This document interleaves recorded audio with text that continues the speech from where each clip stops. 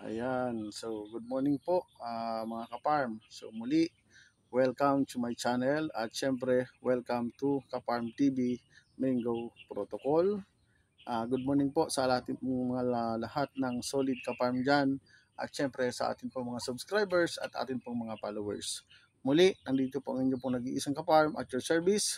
Kasama ko po si Sir Miguel Raquel, ang sales representative and technician ng NS Northern Organic Fertilizer at siya po ngayon ang naka-assign sa Mango Crop Protection and Production. So kasama po ang inyong pong nag-iisang kaparm. Ang aking pong Mango Protocol ay ginagamit namin under Kaparm TV Mango Protocol, isa pong freelance mango farming advisor with NS Northern Organic Product at sa paraan po na ginagamit ng inyong nag-iisang kaparm. Sharing of ideas po tayo with Sir Miguel Raquel na isa pong certified professional. Ayan. So kasama natin ang ating pong farmer si Kuya Sammy. Ayan, hay po tayo. Siya po ay isang NS product user at hihingan po natin siya ng patotoo sa paggamit po ng ating pong mga produkto. So sa ngayon, si Sir Miguel po muna ang magpapakilala ng aming pong produktong ginagamit sa amin pong pagmamangga dito po sa area po ng Aliaga, Nueva Ecija, mga kaparm. So Sir Miguel, introduce mo muna yung sarili mo. So, magandang umaga mga ka-farm. Ako po ang sales representative po ng NS Northern Organic Fertilizer Incorporated. So, ito po yung mga product po natin sa magmamangga at ito rin po yung ginamit ni Sir Sammy Castañeda. So, iisa-isahin ko lang po yung product po natin ginamit. Ngayong super late pabaon. Ito po yung tinatawag naming super late kasi sa weather po ng panahon ngayon, umuulan, kaya po ang mga bulaklak hindi po siya sabay-sabay lumabas. So, ito po ginamit. Sir, wait lang ha. Sige. Teka lang, paliwanag ko po muna. Sir, sorry, saglit lang ha para Sige, malinaw ha. Tama po yung sinabi ni Sir Miguel. Kaya lang po, kaya po natin tinawag na super late pabaon. Dapat po ay magpapabaon na kami ngayon na 21 days, pero in-skip mo namin. So, ang pinagawa ko po dito, instead of pabaon, kahit po 21 days na ay nag-second shot lang muna at i-skip po namin yung pabaon process at i-delay po namin ng kaunti. Kaya magiging super late pabaon na po yung ating gagawin. So tama po yung sinabi ni Sir Miguel. So ipapaliwanag lang po niya yung mga ginamit muna sa second shot, mga kaparm. Ito po yung ginamit po natin sa second shot. Si Escudo po, Deficonazole. Si Deficonazole po, ito po yung fungicide po natin. Magaling po ito sa mga anthracnose. Ako po, nasisigurado ko po sa inyo, 3 to 5 days, masisigurado ko po sa inyo, mapoprotektahan po ang ating mga bulaklak kahit po umulan. Ayan po yung kagalingan ni Escudo. Ito naman po si adjuvant sticker po natin, si chlorothalonil, signature blue. Ito po ay meron siyang adjuvant sticker. Ito naman po yung independent po natin with combination chemical, dalawang chemicals na combination, lambda and lambda cyhalothrin plus thiamethoxam. Ito po si independent. At ito naman po si Paspas, hydrochloride with anti-chewing insect. Ito po 'yon. So, ito po yung ginamit po ni ating sir? Mango growers. Mango growers. Ito po yung ginamit niya nung second shot. Si Sir Sammy Castañeda. Okay. So, salamat sir. So, yun po yung mga ginamit ni Sir Sammy Castañeda. So, ngayon, salamat Sir Miguel sa pagpakilala ng product natin.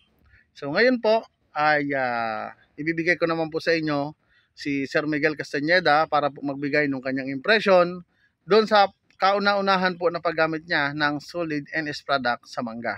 So siguro po magtataka kayo bakit namin siya pinupuntahan. Kami po kasi ay nag-commit po ako sa NS syempre kay boss kay boss Norby, hello boss, yan. ako po ay nakapagbitaw ng salita at pangako sa kanya na tutulungan ko po ang mga farmers sa ngalan po ng NS Northern Organic Fertilizer kasama po ng aking advocacy. At dahil po ang produkto na ito ay mahusay naman at medyo mura po sa merkado. So ngayon, ibibigay ko muna sa inyo si Sir Sammy Castañeda para po sa impression niya sa paggamit niya po ng produkto. So Sir Sammy, anong masasabi mo sa paggamit ng produkto namin? Yes po, good morning po. Ang mga resulta naman po ng mga product nila ay maganda. Yung bulaklak ko po, maputi at walang hayop, walang uod. Ayan po, tapos meron din po siyang hindi naman po umatake sa bulaklak. Pero yung tangkay niya nangitim ng bagya. Naobserbahan mo na yung tangkay umitim pero hindi umakyat ng bulaklak. Yes po. Ayan. So, isa sa observation yun. Tapos, sir, anong masasabi mo sa amin ni Sir Miguel? Mula nung gumamit ka ng product ng NS, pinabayaan ka namin? Hindi po, okay naman po. Lagi naman po sila dito pagka nag-i-spray po ako.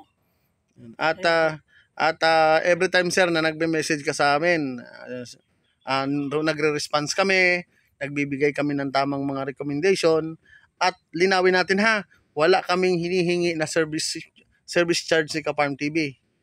Diba? Wala akong sinisingil. Apo. Ayan. Dahil po nag-commit ako na basta po gumagamit kayo ng NS product, libre po ang serbisyo ng Ka-Farm TV. Dahil po ito ay dual advocacy po namin ni Sir Miguel with NS Northern Organic Fertilizer. At syempre sa mga boss, kay Boss Phil, ang amin pong RSM, at syempre si Sir Aldwin, ang Mingguman, at ang amin pong mga kasamahang ahente na sina Sir Dumadag at si Sir Albert. Yan. At syempre sa buong team Pangasinan. So ako naman po, in my part po, ako po ay isang freelance mango farming advisor. At ako po naman ay sabi ko nga tumutulong sa company dahil mula po nung nag-conduct po ako ng demo sa sarili ko pong area ay nabigyan po ng magandang resulta. Kasi nga po, lagi ko po sinasabi, once ng isang produkto po ay nasubukan ko at nagtiwala sa akin yung chemical company, ipinapakita ko po kung ano yung naranasan ko at nais ko po na maranasan din ng atin pong mga failure farmer. So, ganun pa man, kami po ay nandito ngayon. Salamat kay Sir Sammy. Yun nga po, tapos na kami ng first shot, tapos na rin po ang second shot. May pagbabago lamang po. Dapat po ay magpapabao na, pero i-delay po namin dahil delay po ang development ng bulaklak. Bakit po? Dahil po sa pabago-bagong panahon, nagbabago din po ang development ng ating mga halaman. Lalo na po sa bulaklak natin ngayon, dapat po yan ay naka-pre-bloom na. Pero sa ngayon po ay nasa stage pa lamang po ng second elongation.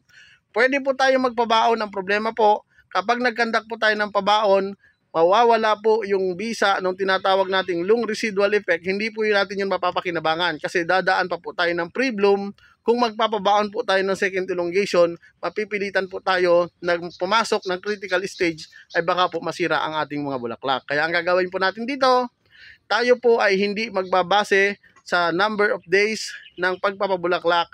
Magbabase po tayo sa actual situation, actual development at actual climatic condition. At yan po ay alam na rin po ni Sir Miguel dahil taga dito po siya. Alam niya po yung klima sa lugar. At syempre, si Sir Sammy, Sir, yan. So, sa ngayon, 21 days po yung bulaklak namin. Dapat po kami early pabaon. Pero ang ginawa po namin ay second shot lang po mga ka-farm. Kahapon, hindi lang po na video dahil napakalakas po ng ulan. Pero ang mga insekto po ay bumagsak at wala pong makikitang lumilipad na mga kalabang insekto mga ka-farm. So muli, mula po dito sa Nueva Ecija, nandito po ang inyo pong nag-iisang ka-farm. At syempre, Sir Miguel. Dito po si Miguel Raquel, handa pong tumulong sa lahat po ng mamamayan. Sir? Pangalan? Sir Sammy Castañeda po. Ayan. So, salamat po. Salamat. So, ito po ay isang patutuo natin na tayo po ay nakamonitor sa atin po mga solid ka-farm. At abangan nyo po yung amin pong susunod dito. Kami po ay magkakandak ng pabaon. Pero ito po ay hindi na po kami magbabase sa number of days, kundi magbabase na po kami sa actual situation mga ka-farm. Muli, God bless. Happy farming. Shout out sa Team Pangasinan at shout out sa Team Baguio. Muli, Ka-Farm TV at your service, ang nag-iisang freelance mango farming advisor na handang humarap sa anumang uri ng hamon about mango farming. God bless! Happy farming! I love you all.